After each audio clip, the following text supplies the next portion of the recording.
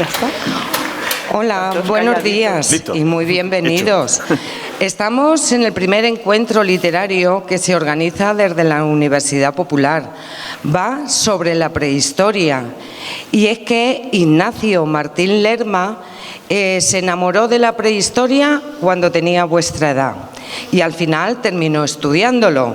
Entonces nos va a acompañar esta mañana aquí para contaros muchas curiosidades. Y lo va a hacer guiado por Esther Avellán, que es la profesora del taller de escritura y que es curiosa. Yo creo que le va a preguntar de todo. Así que ya... Amparo, Hola, es que Esther. no sabes lo que me ha pasado. Hola, buenos días. Mira, es que venía por el pasillo. Yo me acabo de leer este libro que se llama Prehistoria. Y bueno, va de un perro y de un gato que se meten en una cueva y a que no sabéis qué encuentran. Él te lo abre cuando te da. ¿Qué se os ocurre que pueden encontrar? Pues encuentran un arqueólogo. ¿Vosotros conocéis a Tadeo Jones? ¿Sí? Bueno, pues este arqueólogo no se llama Tadeo, se llama Ignacio Martín Lerma. ¿A que sí, Amparo? Que tú Sí, también lo que lo conoces. acabo de nombrar. Bueno, me he leído el libro y me he enterado de un montón de cosas, pero tengo muchísimas preguntas. Yo creo que tiene que venir Ignacio a contarnos la verdad. ¿Qué os parece si lo llamamos entre todos? ¿Vale? Mira, cuando contemos 3, Amparo y yo, lo llamamos, le decimos Ignacio, ¿vale? ¿Hacemos una prueba primero? Mira, 1, 2 y 3. Vale, nos va a ir seguro. Venga, vamos a hacerlo con mucha fuerza. 1, 2 y 3. ¡Ignacio! ¡Un aplauso! Bueno, pues como ya está aquí Ignacio, os dejo con él. Ah, pues muy bien. Muchas gracias. Bueno, Ignacio, estaba contándole a estos niños y niñas de Almansa que es que tú eres arqueólogo. Y me he leído este libro, y tengo un montón de preguntas. Por ejemplo, como el libro se llama Prehistoria, ¿nos podrías explicar qué es la prehistoria? Claro que sí. Bueno, buenos días. Qué placer estar en Almansa y también rodeado con tanta gente. Pues vamos a empezar a hablar de la prehistoria. Yo creo que más o menos todos sabéis lo que es, pero es un periodo muy antiguo. Es lo que vivimos nosotros hace miles y miles y miles de años. Para eso, pues tenemos que recurrir a determinadas técnicas que vamos a ver hoy para descubrir los tesoros que encierra nuestros orígenes más remotos. Bueno, pero en la prehistoria, ¿cómo eran los humanos que vivían en la prehistoria? Porque no serían como nosotros, me imagino, no irían vestidos igual que nosotros, No. o no vivirían en casas como las nuestras, ¿no? Exactamente. Mira, vamos a ir enseñando algunas imágenes que yo creo que nos van a venir bien para ir acompañando la conferencia. Nosotros en un primer momento, hace casi 3 millones de años, nos parecíamos más a los monos. No andábamos incluso como ahora, que andamos con las 2 piernas, y según fuimos evolucionando, fuimos pareciéndonos más a lo que somos actualmente. Yo siempre digo que hay una cosa que va a cambiar la historia de la humanidad, y es una cosa pues muy fácil de hacer para nosotros, pero que en su momento la gente no sabía hacerla. Vamos a levantar todos esta mano y vamos a hacer todos este movimiento. Esto, que parece una tontería y que todos sabéis hacerlo, es lo que cambió la historia de la humanidad. Porque esto nos ayudó a poder coger objetos y poder trabajar y fabricarlos. Eso va a ser fundamental para llegar a vivir en este sitio tan, pues yo creo que a veces es un poco difícil, pero tan bonito como son las cuevas. Para mí las cuevas son maravillosas, porque aunque nosotros estamos acostumbrados a vivir en casas, donde todo es fácil, pero estos rincones encierran la magia de este pasado tan antiguo. Bueno, pero y cuéntanos qué hace un arqueólogo, porque antes hemos dicho que eres arqueólogo, pero yo tampoco sé muy bien en qué consiste tu trabajo. Bueno, yo creo que todos conocéis a algunos arqueólogos y arqueólogas de las películas, ¿no? Sobre todo... Mira, Tadeo Jones, que lo hemos dicho antes. sobre todo al del medio, ¿no? Que está de Ollón y que suele ser el arqueólogo que más conocéis. Es verdad que yo no, como veis, no uso sombrero, no uso látigo como Indiana Jones, ni llevo las pintas de Lara Croft, pero sí que es verdad que para mí hay algo en común con todos estos personajes de las películas, y es que mi profesión es una auténtica aventura, ¿no? Yo sé que hay gente pues, que tiene que trabajar encerrados en un sitio con un ordenador, pero los arqueólogos y arqueólogas tenemos la suerte de poder viajar por el mundo y de poder adentrarnos en maravillosos lugares como, por ejemplo, esas cuevas que hemos visto antes. Claro, pero ¿cuáles son tus herramientas de trabajo? Porque, por ejemplo, en la oficina tenemos un ordenador o tenemos los libros en el cole, no sé, pero los arqueólogos, ¿qué utilizan de herramientas? Pues mira, no sé, para su trabajo. Me he traído precisamente un kit para que veáis lo que llevamos un arqueólogo o una arqueóloga en el bolso, ¿no? Como se suele decir. Yo creo que hay muchas cosas que conocéis y que sabéis para qué sirven. Como por ejemplo, esta que es nuestra herramienta fundamental. Esta está un poco sucia porque son de verdad, este es mi kit de verdad de arqueólogo. ¿Una brocha? Son brochas, son pinceles y que muchas veces siempre asociamos al pico y a la pala, pero muy pocas veces las utilizamos. ¿Por qué? Porque lógicamente, si estamos dando golpes en el suelo, vamos a estar dañando esos materiales que están escondidos entre la tierra. Por lo cual lo que tenemos que hacer es ir limpiándolos poco a poco, ir sacándolos y si están rotos, poder restaurarlos. Tengo por aquí también otra cosa que para nosotros es fundamental. No es un palo. ¡Un metro! ¡Un metro! Pero es un metro muy especial. Exactamente, es un metro extraño, porque con esto lo que hacemos es medir las piezas y medir el espacio en el que trabajamos, que es muy importante, porque es como si yo de pronto me meto en vuestra casa y estudio vuestra habitación. Pues es importante saber dónde tenéis la cama, dónde tenéis la mesa, dónde tenéis la estantería. Eso es lo que intentamos nosotros hacer, reconstruir la vida del pasado, pero después de muchos miles de años. A ver qué más cosas tengo por aquí. Bueno, un blog fundamental. Para hacer todas las anotaciones, una libreta. Los diarios de excavación, donde vamos contando lo que va apareciendo para que luego sepamos qué ha pasado cada día en la excavación arqueológica.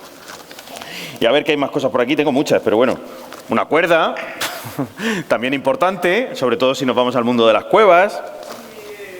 A ver por aquí. ¿Esto sabéis lo que es? Yo sé que está muy pequeñito, ahora lo voy a ver si hay alguien que... ¿Sabéis lo que es esto? ¡Es una brújula! Una brújula, porque muchas veces no sabemos bien dónde están las cosas o dónde están las cuevas que estamos buscando. Por lo tanto, lo que hacemos es intentar encontrarlas a través de instrumentos como este. Y a ver qué más cosas... Sí, es de verdad, de verdad. Todo lo que hay aquí es de verdad. A ver, bueno, una linterna, fundamental. No la puedo encender porque no me dejan. Y no sé si tengo algo más por aquí. A ver, voy a ver. Voy a apoyar. A ver qué más puedes llevar. A ver, venga, esto curioso, último. Mirad. ¿Eso qué es? Esto es una cosa muy extraña. Bueno, los que sois papás o mamás seguro que lo conocéis. y que quizás nos parece que sea muy arqueológico. Pero esto es algo que se utiliza en arqueología mucho más de lo que parece y que no sale en los libros, porque lo que hace es expulsar aire.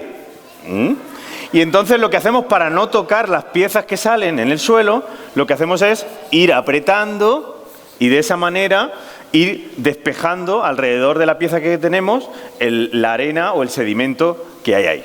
¿Vale? Pues esto es lo que más o menos llevamos los arqueólogos cuando salimos al campo. Bueno, ¿y cómo ha sido tu vida?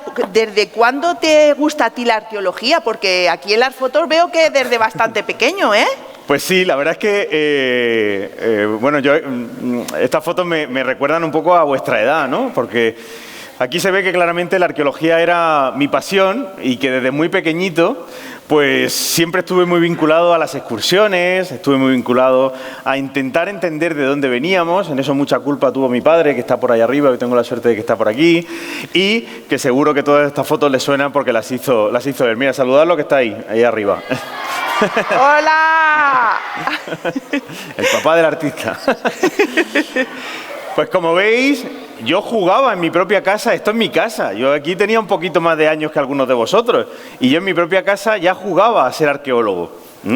Y en mi casa no son arqueólogos, ni mi madre ni mi padre, pero yo desde pequeño siempre me gustó esto, ¿no? Y estas son las pruebas para recordarme pues, que no es algo que me haya apetecido estudiar de pronto, sino desde que bien pequeño ha sido siempre mi pasión. Aquí ya eras más mayor. Exactamente, fui creciendo y pues en los viajes que hacíamos en la familia yo siempre pedía poder ir a las cuevas, el poder pues, que me regalaran libros de arqueología, estaba un poco obsesionado, también lo tengo que reconocer, ¿no?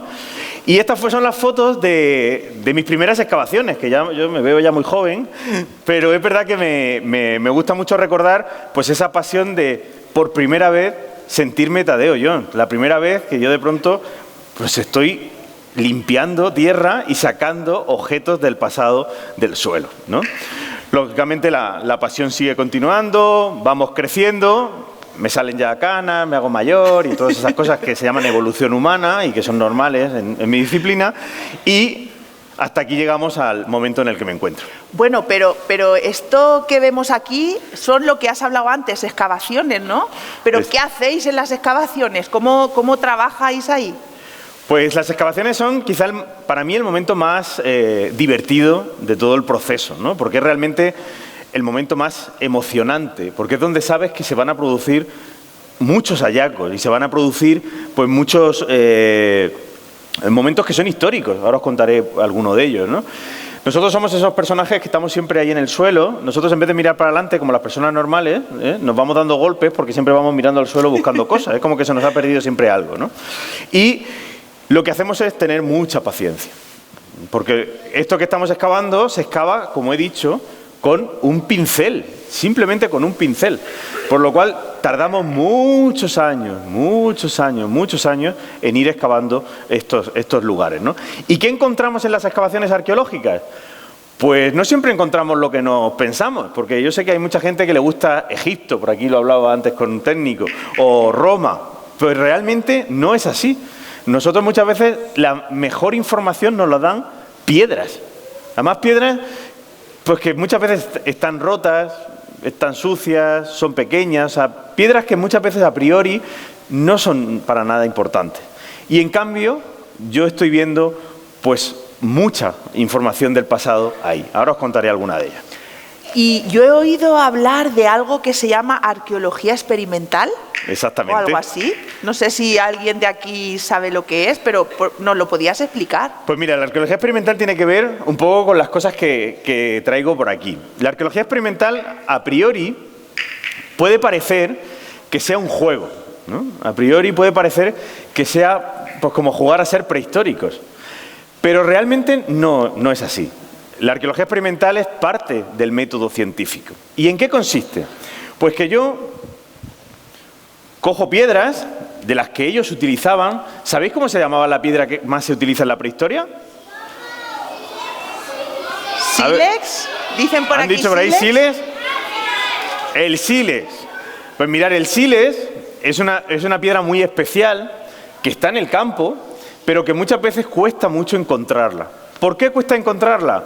Porque normalmente, como si fuera una naranja, tiene una corteza que impide ver su interior, ¿no? Los arqueólogos siempre vamos buscando esa belleza en el interior. Pues lo que hacían ellos es precisamente darle golpes a esa piedra y dentro sale un color mucho más oscuro que es realmente la piedra que ellos están buscando. ¿Por qué esa piedra es diferente a otras? Porque tiene unos filos muy cortantes y porque tiene una fractura que se denomina controlada. ¿Eso qué quiere decir? Que tú cuando golpeas aquí, se rompe ahí. Hay otras piedras que tú golpeas aquí y se rompe aquí, porque no tienen esa fractura controlada. Con eso, diréis, y dando golpes a una piedra, ¿qué se consigue hacer? Bueno, pues se consigue hacer maravillas como por ejemplo esto. ¿Sabéis lo que es esto?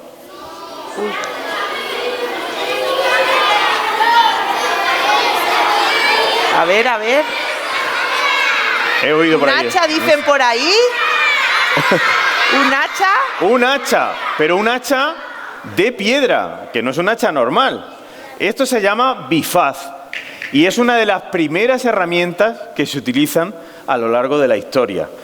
Es como una especie de navaja suiza porque sirve para muchas cosas. De hecho, podemos hacer agujeros con ella, podemos cortar, podemos golpear, ¿no? Es una piedra muy útil y con esta piedra lo que hacían era descuartizar animales muy grandes, sobre todo en los primeros momentos de la prehistoria. ¿Conocéis algún animal grande de la prehistoria? A ver, el mamut. el mamut. El mamut. ¿Cuál más? Hay un montón. Uy, mira esto. Bueno, bueno, A ver, ¿qué es eso? los mamuts suele ser el animal más característico de la prehistoria, sobre todo por las películas, los cuentos, pero no en todos sitios hubo mamuts, ¿no? Por ejemplo, en la península ibérica no hubo muchos mamuts. En Siberia sí que había muchos. Por lo tanto, lo que ellos cazaban, porque ya sabéis que ellos el alimento no lo conseguían en el supermercado. Ellos no tenían un supermercado para poder pedir la comida. Ellos tenían que ir a buscar esa comida. Y por eso eran nómadas, se estaban moviendo todo el rato buscando esos animales. ¿Qué animales son cuando no tienen ese mamut? Que es el que más nos gustaría porque tiene mucha carne y porque nos daría mucha. Pues, por ejemplo, los ciervos, el alce, que lo han dicho por aquí, hay animales, vamos a ir bajando de tamaño, porque en la prehistoria siempre tenemos un poco esa idea de que los animales eran enormes, grandes, pero se comía todo, se comían los ciervos. ¿Esto qué pensáis que es? Un cadáver, sí. ¿Una cabra? Una cabra. Una cabra. Un cráneo de una cabra. Esto es lo que a veces en las excavaciones arqueológicas encontramos. Es lo único que encontramos. Porque ¿sabéis cuál es la parte que más dura de nuestro cuerpo en el tiempo cuando nos estamos ya descomponiendo? Y en concreto dentro del cráneo, ¿qué es lo más duro que tenemos? No, eso es lo menos. Más duro que los huesos. Los dientes. Muy bien. Muchas veces todo esto va desapareciendo con el paso del tiempo y solo nos van a quedar los dientes.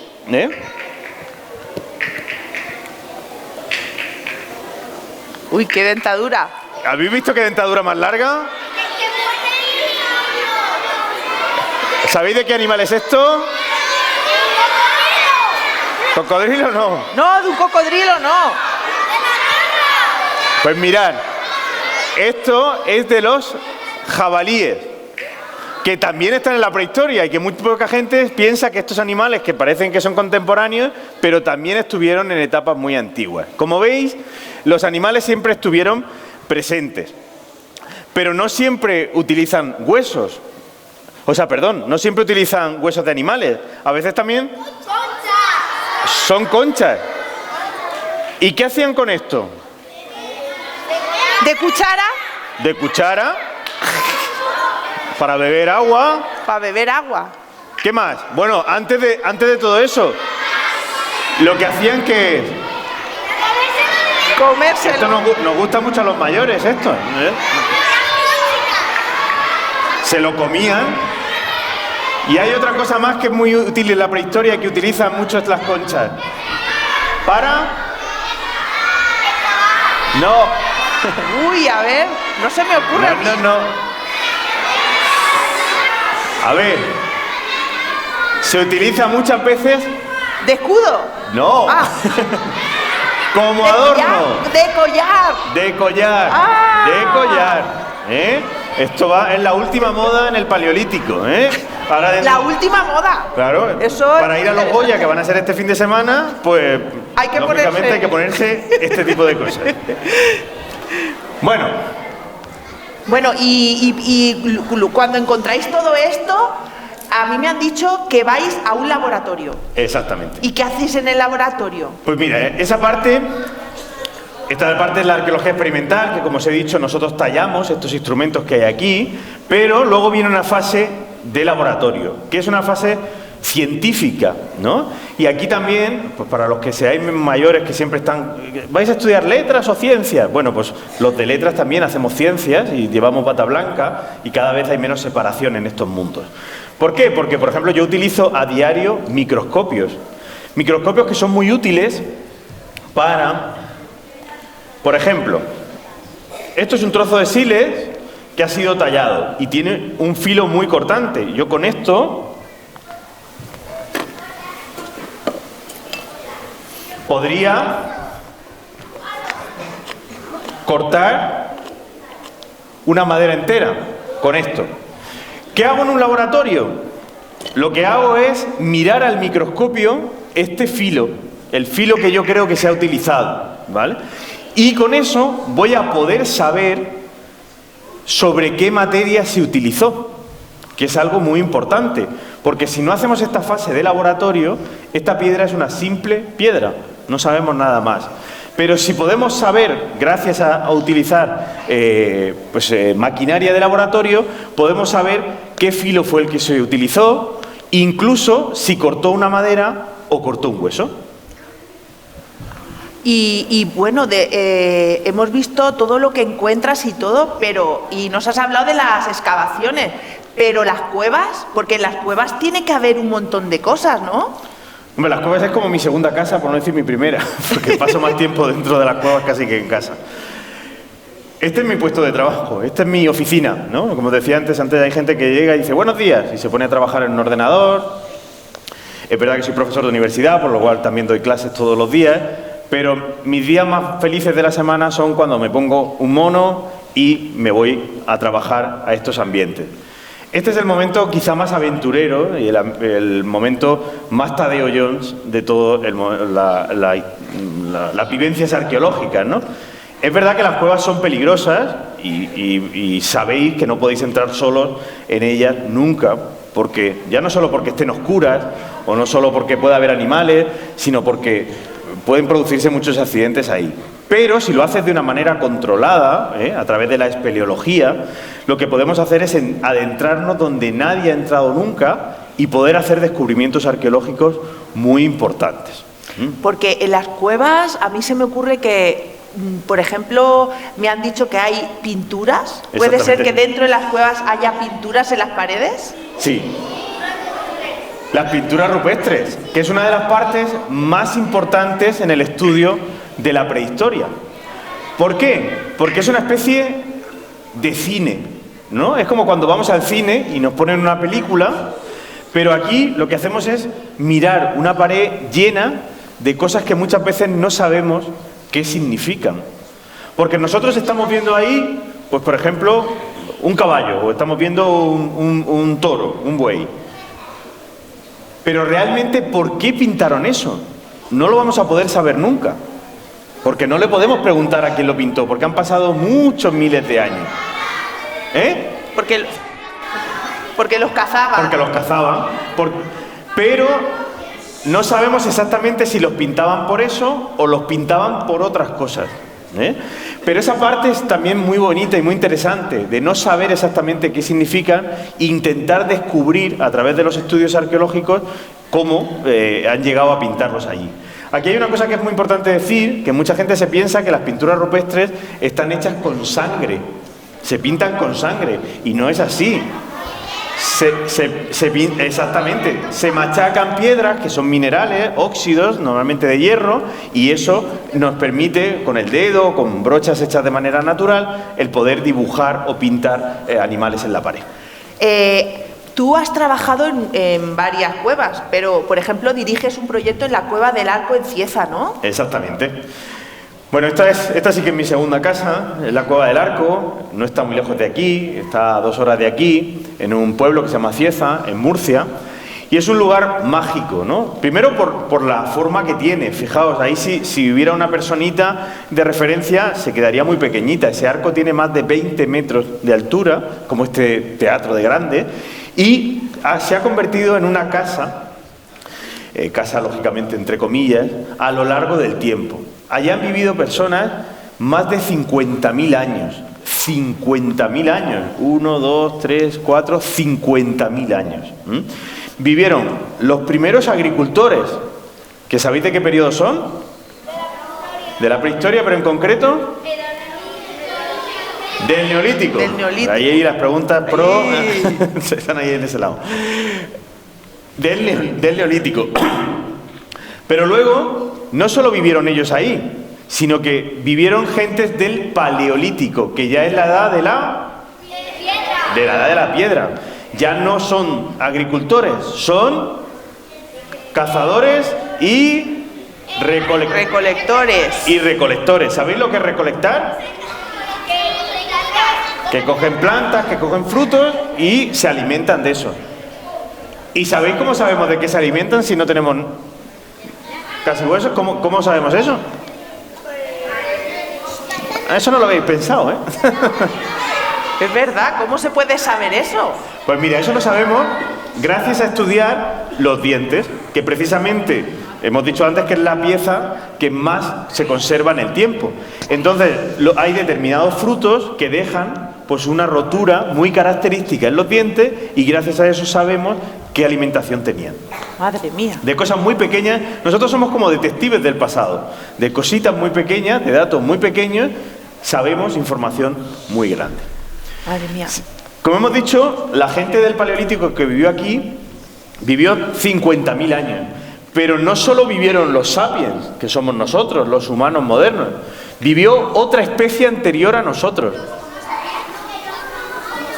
Antes de los sapiens, ¿sabéis qué especie?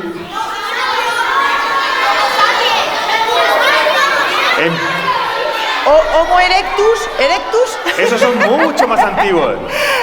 Y solo vivieron en África. A ver, voy a decir el principio, a ver si lo sabéis. Los ¡Neandertales! Eso sí. Los neandertales. Los neandertales, que no neardentales, que mucha gente lo dice mal. Los neandertales son los que vienen justo detrás de nosotros en la evolución humana. Y cada vez, al principio pensábamos que eran personas completamente diferentes a nosotros, que no podían hacer arte, que no se podían poner conchas de adorno, que no podían muchas veces vivir como vivimos nosotros, y que gracias a nuestros estudios, yo soy especialista en el mundo neandertal, sabemos que eran mucho más parecidos a nosotros de lo que nos pensábamos. Eso es uno de los grandes avances. De hecho, os voy a decir un dato que lo mismo no sabéis. Todos nosotros, todos los que estamos en este teatro, tenemos entre un 2% y un 4% de ADN, o sea, de un poquito de ellos del mundo neandertal. Somos todos un poquito neandertales. Por lo cual, cuando a veces utilizamos más la palabra neandertal para insultarnos entre nosotros, y dice, pareces un neandertal. Para mí no es un insulto, porque claro que lo parezco, porque soy un neandertal. O sea, que no utilicemos palabras mal, porque los neandertales son como nosotros y tenemos que sentirnos muy orgullosos de todo lo que hicieron los neandertales. Y bueno, pues por contarte un poco lo que me decías del descubrimiento de la Cueva del Arco, hace muy poquito, hace un par de años, estábamos excavando en una de esas cuevas de ahí y de pronto empezamos a quitar unas piedras, unas rocas, en uno de los laterales de la cueva y empezó a salir aire. Aire. Eso es más raro, ¿eh?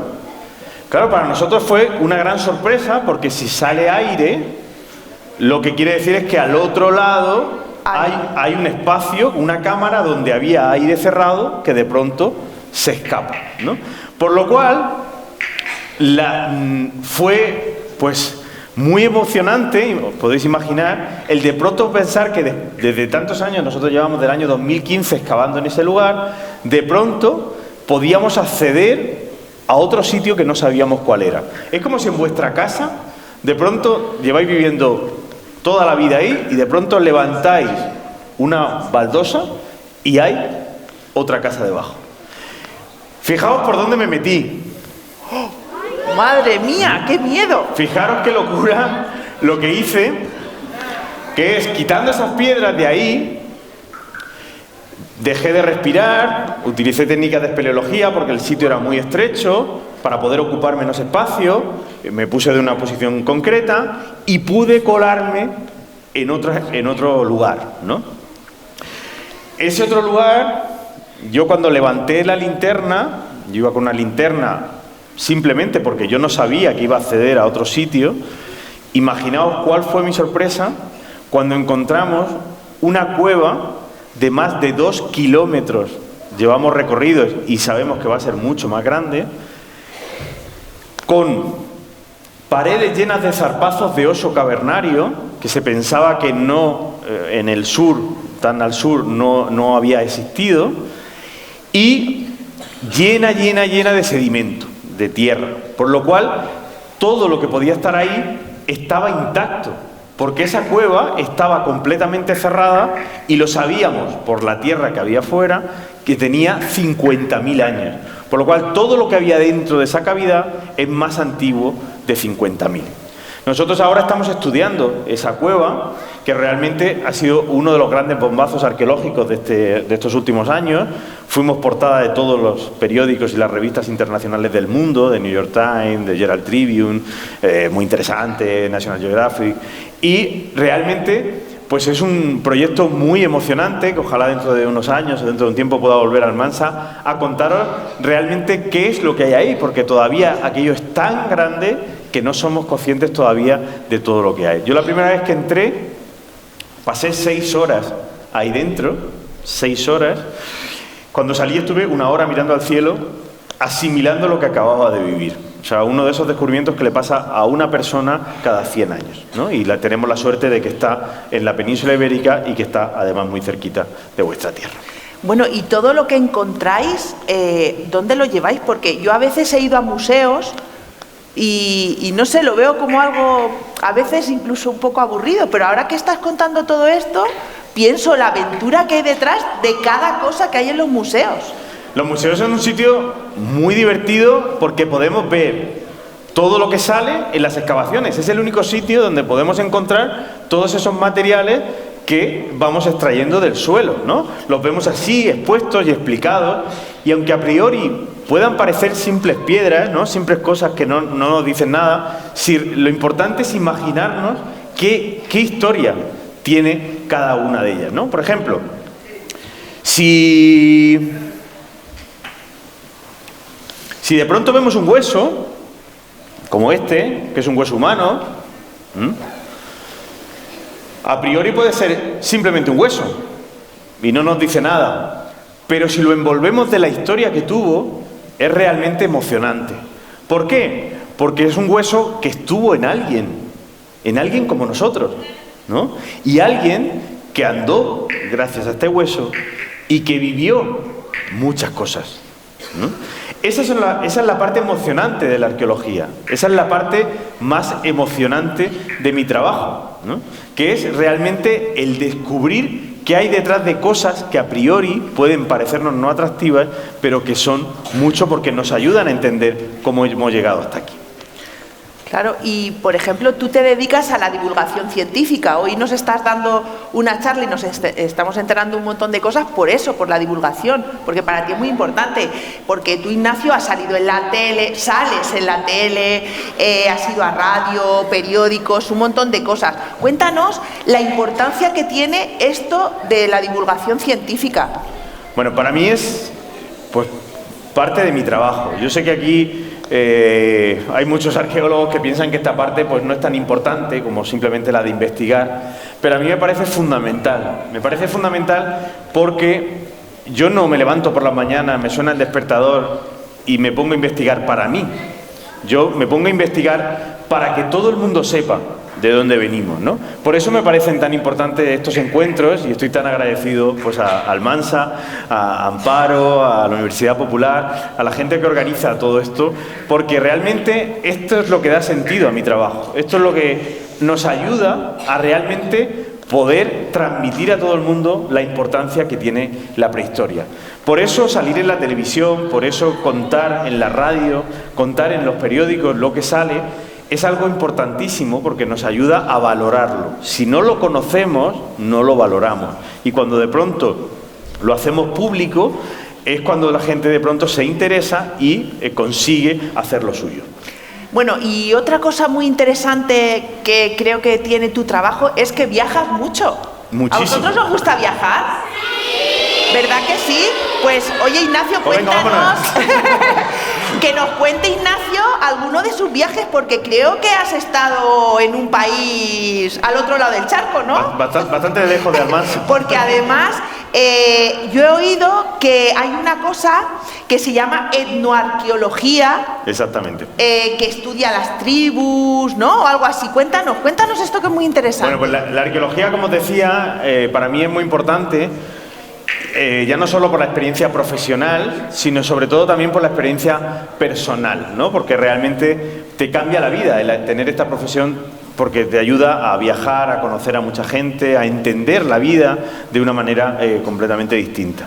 Yo acabo casi de llegar, de vivir un año entero en Yucatán, en México, ahí tenéis señalado en el mapa dónde está, y es una experiencia impresionante la de irse al otro lado del charco, como se dice, y poder ver otras maneras de vivir, pero otras maneras de vivir distintas a la nuestra, porque hay gente que sí vive en las ciudades, como nosotros, pero hay otra gente que sigue viviendo en las selvas, que nosotros aquí no las tenemos, pero allí sí.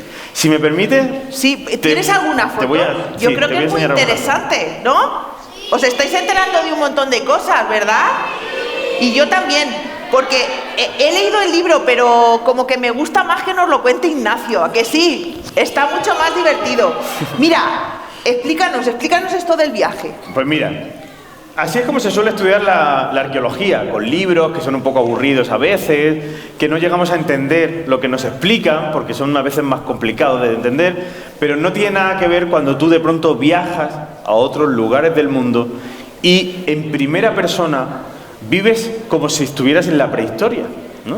¿Por qué? Porque de pronto tienes a personas que utilizan la naturaleza y las herramientas exactamente igual que lo hacían hace miles de años, ¿no? Por ejemplo, aquí está curtiendo una piel simplemente con un palo y una piedra. Esto, lógicamente, es África. O esto, que para mí, os he dicho antes que yo hago arqueología experimental y tallo en casa, o en el laboratorio, pero yo tallo para poder entender cómo se hacen las herramientas. No tiene nada que ver a cuando se talla, se golpean las piedras para hacer herramientas que te ayudan a vivir en tu día a día. O sea, sin esas herramientas no sobrevives, o sin esas herramientas no puedes salvar a tu familia porque necesitas comer, ¿no?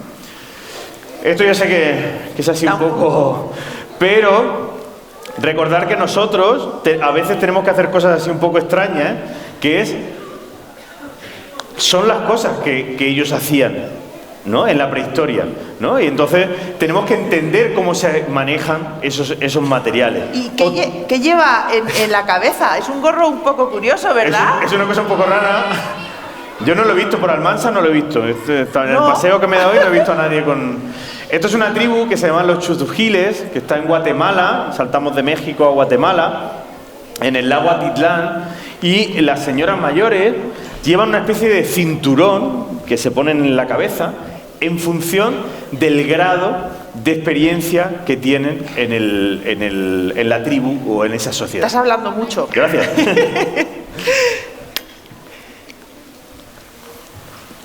Oye, qué chulo, es una... Creo que ese gorro me gusta a mí, ¿eh? Sí, yo creo que nos lo vamos a poner. Nos lo vamos a poner. A ver si quiere pasar esto, que parece que no quieren. ¿Me la pasa? Sí, sé que no. Ay, y la música, muy importante, claro, ¿no? Por abordar así diversos temas que he tratado en mis viajes, una de las cuestiones más importantes es la música. ¿Por qué? Porque la música pues puede ser simplemente algo que nos ponemos en el coche o en casa para escuchar de fondo, pero para estas tribus la música es la manera muchas veces de conectar con sus dioses, con sus antepasados, por lo cual estudiar la música no es solo saber de música, sino estudiar cómo son o cómo piensan, o cómo eran sus propios antepasados. O el papel de la mujer, que es importantísimo en las sociedades, porque muchas veces pensamos, y esto tiene mucha culpa a los museos, que solo hacían las cosas los hombres, ¿no? Porque siempre ponen hombres cazadores, hombres recolectando, hombres tallando, cuando realmente nadie sabe cuál fue el rol que desempeñó cada función. Por lo cual lo que hay que hacer es también ir a estas sociedades para entender qué papel tenía el hombre y qué papel tenía la mujer. Por ejemplo, yo he estado en sociedades donde son ellas las que llevan el control y son ellas las que cazan. Y muy pocas veces, ahora por suerte ya sí que lo vamos teniendo más presente, pero muy pocas veces en los museos aparece una imagen de una mujer cazadora. O, por ejemplo, textiles, que es muy interesante la industria del textil, de la vestimenta, ¿no? De los vestidos en estos lugares tan antiguos. La comida, que esto a mí me ha dado algún dolor de estómago a veces, pero bueno, se lleva bien cuando sabes que el fin es bueno, porque la cocina muchas veces no solo es comer, es cultura. O sea, nuestras abuelas están muy relacionadas con la cocina, y esa cocina está hablando mucho de las personas. O los adornos, ¿no? Por ejemplo, estas señoras en Guatemala que utilizan semillas y muchas veces uñas de una especie de faisán, que allí se llama cojolite, y que lo que fabrican es colgantes que tienen un significado. Para nosotros son simplemente, bueno, colgantes, coloridos, pero realmente son elementos cargados de simbolismo, ¿no? Este es el lago Atitlán, para mí uno de los sitios más bellos del mundo, y un lugar donde ellas son las que llevan el control, las mujeres, y donde es espectacular llegar con un cayuco, viajando por el lago, y encontrarte una sociedad pues casi del neolítico, ¿no? Donde la agricultura es la base fundamental de la agricultura, ¿no? Aquí está el tocoyal, lo que tú decías de los sombreros estos extraños hechos a fuerza de una cinta, que por desgracia se están perdiendo. O sea, yo por ejemplo estuve hace medio año y ya casi no hay señoras que fabriquen tocoyales. No se mantienen como no hay muy poco turismo, ya ni por turismo, porque en otros sitios, bueno, el turismo ayuda a que las tradiciones se mantengan poco a poco, pero aquí, como no ocurre eso, ya casi las señoras que ya no lo fabrican, ya las nuevas generaciones no lo hacen. Así que dentro de unos años, muy probablemente, el tocoyal desaparezca, por desgracia. Cuando viajo a África, veo realmente culturas que se parecen más al paleolítico, ¿no? Antes hemos vivido una sociedad más neolítica y aquí lo que estamos más en una sociedad paleolítica, porque como veis, tienen muy pocos elementos y lo que ellos utilizan es muy parecido al mundo del pasado. De hecho, eso es una excavación arqueológica y como veis, las piedras del fuego que han hecho... ¿Sabéis cómo se hace el fuego en la prehistoria?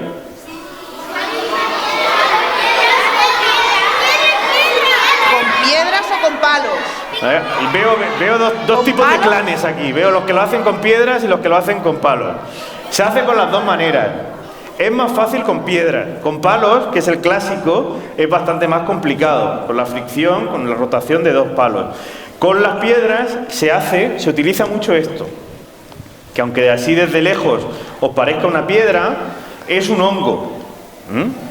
Es un hongo que sale en los alrededores de los árboles y se coloca en una especie de nido que se hace de vegetación, de plantas, y golpeamos sílex con un mineral que se llama pirita, saltan chispas y eso prende cuando la combustión se realiza. ¿Veis qué imágenes más bonitas que se ven? Pues en un mundo...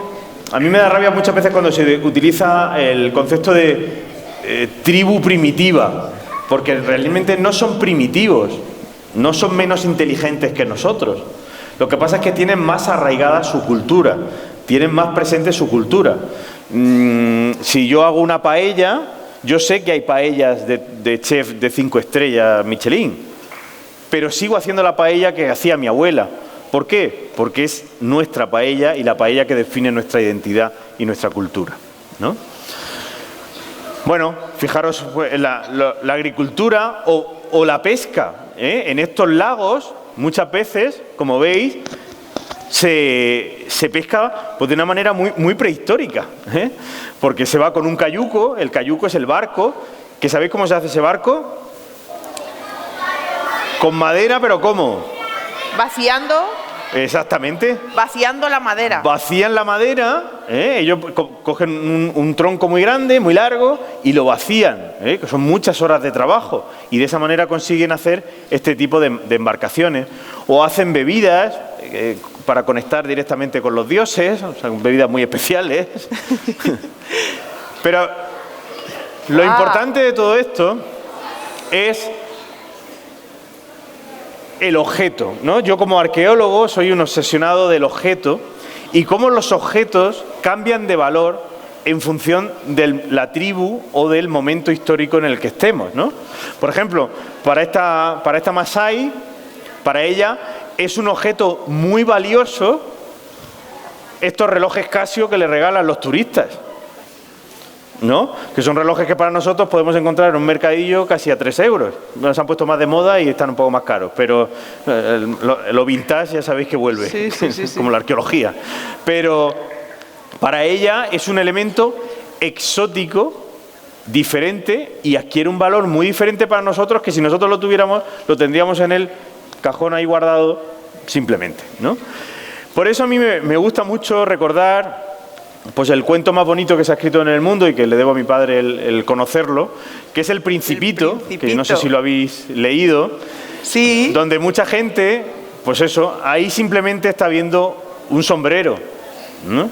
Pero el Principito, que tiene mirada de niño, como la que tenéis vosotros, él no está viendo un sombrero, él está viendo pues una boa que se ha comido un elefante. Creo que es una buena imagen para lo que ocurre cuando nosotros viajamos a otros lados del mundo y nos encontramos objetos, porque nosotros, según nuestros objetos de nuestro día a día, de aquí, de España, enseguida establecemos paralelismos, enseguida establecemos comparaciones y decimos, esto claramente es esto. Y para ellos es completamente diferente. Y otra reflexión importante es esto. Eso es una vasija, pero no está hecha de cerámica. ¿De piedra? Es casi un coco, es calabaza. ¿Calabaza? Son calabazas que las ahuecan y las decoran. Pero esto es un problema para los arqueólogos y las arqueólogas. ¿Por qué pensáis que es un problema?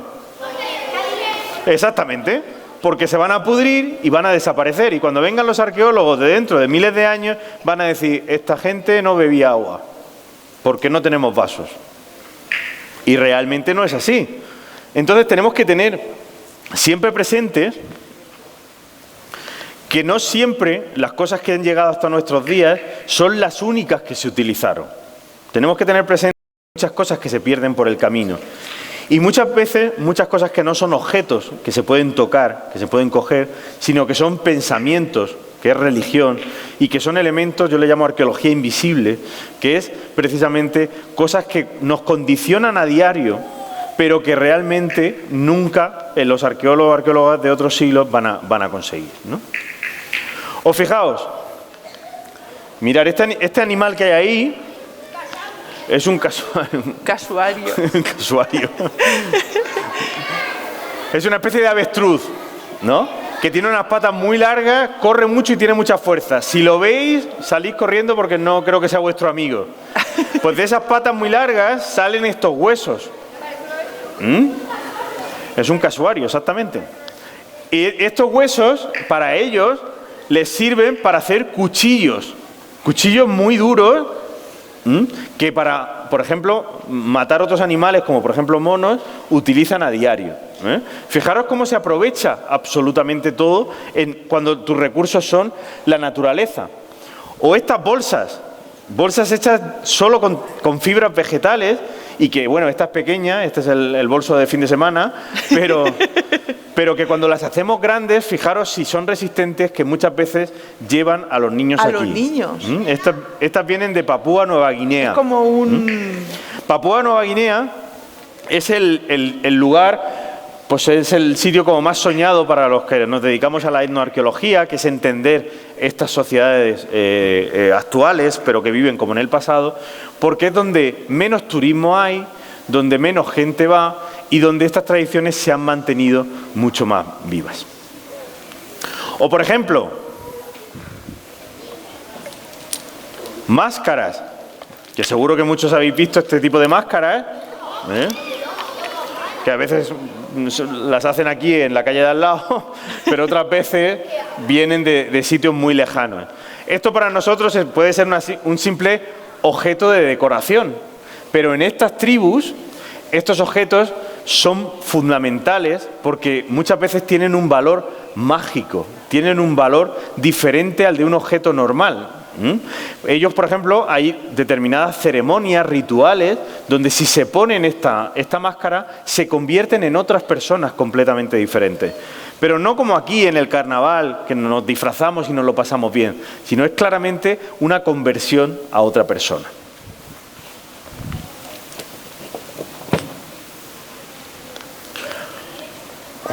O los arcos.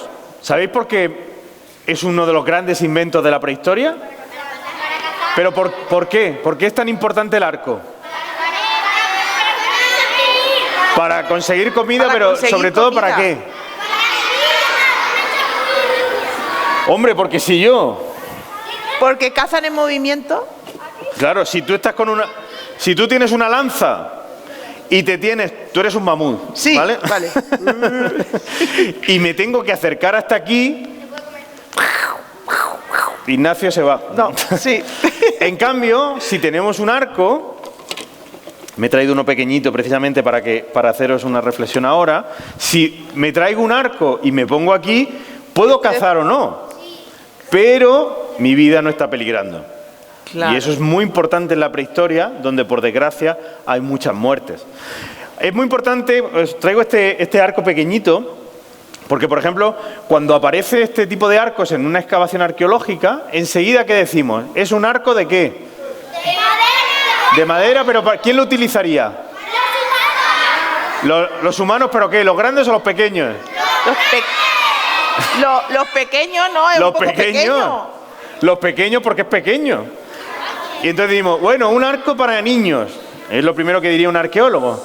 Pero si de pronto nos vamos a estos lugares que estamos viendo... Nos damos cuenta que estos arcos los utilizan los adultos también. ¿Por qué? Porque no los utilizan para cazar mamut, sino que los utilizan para cazar aves, pájaros. Pájaros. Y por eso a veces las puntas de las flechas no son siempre de piedra, la clásica punta de flecha de piedra, sino que son de madera. ¿Por qué son de madera si hace más daño una de piedra? No, porque los de madera no van a matar el ave, sino que simplemente lo van a golpear. Y al golpearlo, ellos lo cazan y no pierden tanta carne como si lo hubieran hecho de otra manera. De hecho, los arqueólogos lo que estudiamos muchas veces es puntas de flecha que están rotas, que no tienen punta, porque es lo único que nos llega, es lo único que se conserva. Para mí esto, para vosotros diréis, bueno, pues si está rota ya no me sirve. Pero para un arqueólogo, todo lo que está roto y usado es mucho más importante, porque nos da información y podemos saber que esto realmente se utilizó. ¿Veis? Estos son los animales que muchas veces cazan y... Un tucán. Sí, los tucanes. Y no solo para, como he dicho, para obtener la carne, sino también para coger las plumas luego. Porque las plumas son muy interesantes para escribir, no porque no saben escribir, pero buena apreciación, muy cervantina. Pero es porque... No. Muy bien, eso es muy importante, porque eso es que te has leído el último artículo científico publicado en Science. Para decorar. Que dice que los neandertales se decoraban con plumas, como si fueran indios. Y eso antiguamente no se pensaba porque pensábamos que los neandertales, como hemos dicho antes, eran mucho menos inteligentes y por lo tanto no se decoraban. Y también, que es de lo que estábamos hablando, para ponerlos en las flechas y que el disparo sea correcto. Nos ayuda a que vuele y a que sea más aerodinámico. Y bueno, ya vamos terminando. Ahora supongo que me querréis hacer muchas preguntas porque ya veo que está el público candente. Pero recordaos que las tribus, estas que estudiamos los arqueólogos, los etnoarqueólogos y arqueólogas, son muy diferentes entre sí porque se mueven en ambientes muy diferentes, ¿no? Hay ambientes muy secos, hay ambientes de selva, hay ambientes de nieve. Por ejemplo, los inuits, los esquimales, siguen trabajando el hueso de las focas para poder cazar. Entonces, lo importante de todos estos estudios es que, como pasaba en la prehistoria, el medio ambiente, el entorno en el que se encuentran, es realmente muy importante a la hora de la vida. Y bueno, me voy a despedir así sabiendo que ahora... Pero no te puedes despedir. Sí. Es que vamos a hacer preguntas. ¿Vais a preguntar algo, no? ¡Sí! ¿Nadie va a preguntar? Yo voy a ir, mientras acabas voy a ir por un micro. Venga. Pues con esto sí os quiero decir... Madre mía. Pues voy a dormir esta noche en Almansa, me parece. No, vamos porque... a seleccionar, porque si no, no acabamos nunca. Porque una cosa que sí quiero decir antes de todo es que, lógicamente, estemos donde estemos del planeta y hablemos el idioma que hablemos y tengamos los animales alrededor que tengamos, una de las cosas más importantes es que todos sonreímos igual. Así que muchísimas gracias. Bueno, a ver. Voy a empezar, Ignacio, voy a empezar por el Venga, final vamos y me a ver. voy a ir yendo hacia adelante, ¿vale? Venga. A ver, por aquí. Los últimos serán los primeros. Venga. Los mamuts de antes eran un poco feos, ¿eh? Sí, los mamuts eran muy feos porque además hay muchos que son muy diferentes. Hay muchos tipos de mamut. Ay, qué gusto veros así mucho mejor. Hay muchos tipos de mamut. Unos que tienen el pelo blanco, otros que tienen el pelo negro, otro marrón. Y lo importante es que tienen unas defensas muy largas. Pero esperar, a ver, aquí hay otra pregunta, a ver. ¿No? Me voy a bajar yo también. ¿Me filmas el libro? ¿Eh? ¿Cuál? Que si me filmas el libro. Claro que te lo sí, firmo. ahora después Ignacio va a firmar un montón de libros. Claro que te lo firmo, a ver. Por aquí. Por aquí, es que si no solo puedo coger las de las esquinas. A ver. ¿Qué es lo más importante que has encontrado? Pues mira, una de las cosas más importantes, lógicamente, es la cueva, pero las cosas más importantes que he encontrado creo que están por descubrir todavía porque van a estar en el interior de esa cueva. Pero dentro de esa cueva te puedo decir que hay minerales que no se conocían antes en la naturaleza, que hay estalactitas tan grandes que creemos que son las más grandes del mundo. O sea, todo lo que va a salir de esa cueva va a ser realmente impresionante. ¿Existían los cocodrilos? Venga, te lo voy a contar. Pues parece una pregunta pastada. Ahora, espera. Mirar uno de los últimos regalos que me hizo un chamán. ¿Sabéis lo que es un chamán?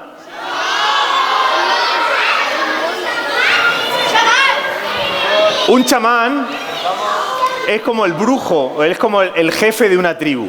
Pues fijaos qué regalo me hizo.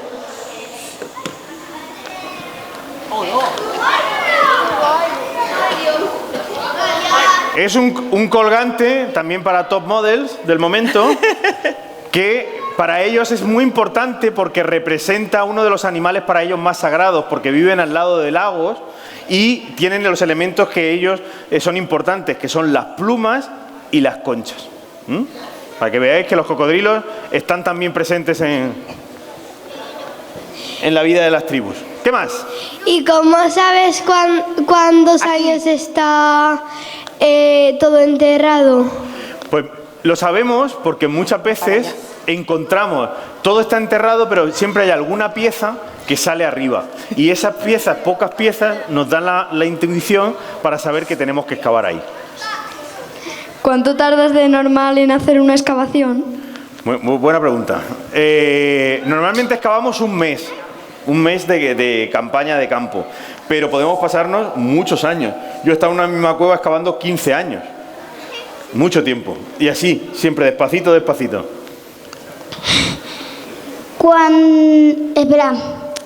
Cuando nació Jesús. Uy, ¿cuándo ¿Cuándo? nació Jesús? Eso Pues mira, creo que no sé si lo sabe. No es lo que yo no es lo que yo más estudio, pero lo importante de esa etapa, a ver, es que ya en esa etapa tenemos documentos escritos porque ya saben escribir. Estamos en una etapa en la que ya saben escribir, entonces es más fácil Esperar. saber en qué año nace o en qué año muere. ¿Cómo se llamaba tu cu? Ay, me da vergüenza. ¿Te da vergüenza? No, yo no quiero decir. Espera, me bajo yo. ¿Alguien más? ¿Qué es? contar yo? Que una vez en el banco, cuando yo era pequeño, estaba andando y estaba mirando así por el suelo y estaba aburrido y me encontré 20 pavos. Pero eso no es arqueología, eso es suerte, ¿no? Eso te iba a decir. Eso es lo que necesitamos los arqueólogos para poder financiar nuestras excavaciones. Así que te meteré en mi equipo. A ver, Tengo una pregunta. A ver, por aquí. A la próxima que vuelvas a esa cueva, ¿puedes investigarla más a fondo? Porque podía haber muchas cosas. de hecho hay muchas que todavía ni sé. Ni sé lo que va a haber ahí dentro.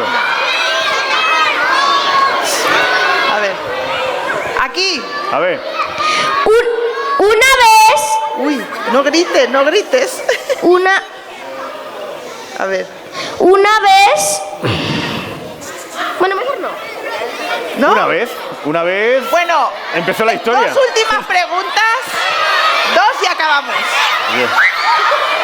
Pero me dejo de cogerlo yo. ¿Cuántos años tienes? Eso No me se he estudiado, pregunta. el carbono 14 todavía no lo he estudiado. No me han hecho la prueba. A ver, la última pregunta ya. ¿Cómo se hacían los peines? Los peines, mira, esa es buena pregunta. Pues mira, se hacían con hueso y se Ya no. trabajan con piedra, con huesos o con astas de ciervo. Bueno, escuchar, ya llevamos casi una hora y Ignacio tendrá que irse a contar todas estas cosas a otros coles, a otras ciudades, porque se dedica, como nos ha dicho, a la divulgación científica. Entonces, ¿qué os parece si le damos un fuerte aplauso? Y bueno, no olvidaros que la arqueología es muy divertida. Mirad, ahora Ignacio, como es tan simpático, va a estar ahí fuera firmando libros. Así que si alguien ha traído libros o quiere saber algo concreto, pues Ignacio va a estar ahí fuera en la recepción firmando, ¿vale? Venga, muchas gracias. Gracias y sobre todo porque es una compañera maravillosa. Un aplauso para ella.